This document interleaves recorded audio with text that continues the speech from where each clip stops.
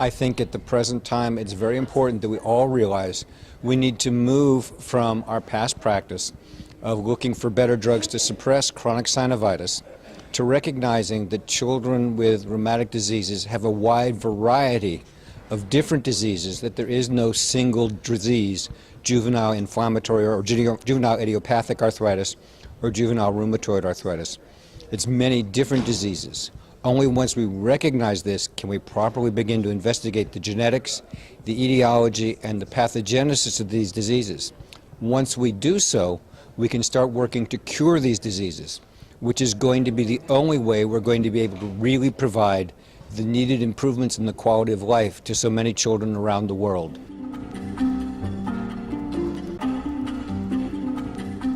None of the diseases under the umbrella of juvenile arthritis are curable at this time. There's the one very select subgroup of mild oligoarthritis that does in fact go away by itself. The rest of them are chronic lifelong conditions, and people, physicians, and parents need to realize that, because so often they're inhibited in treating these diseases aggressively because they think the child will grow out of it.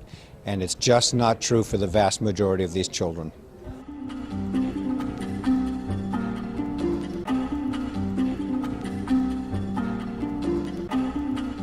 Absolutely. The more damage you're allowed to accumulate, the more things that we're never going to be able to fix that happen to that child, and the more the long-term disability that they're going to be stuck with.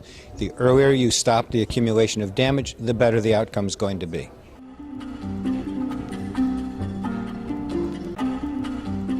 The biologic era has revolutionized pediatric rheumatology. No longer do we have a need for splinting, no longer do we have a need for rehabilitation centers. The vast majority of children are having everything revolutionized by getting on these medications and being able to forget they have the disease.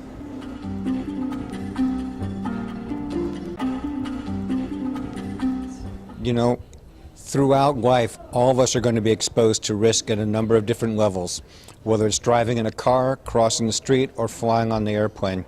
We're never going to be able to provide a medication that's entirely free of risk. But if you've watched children grow up with chronic disease and then watched how their lives have been revolutionized by the appearance of the anti-TNFs, the benefits so far outweigh the risks for so many children that for any child to be denied these drugs because their parents are in fear of what might happen is a terrible shame. We need to remember that parents don't feel the child's pain.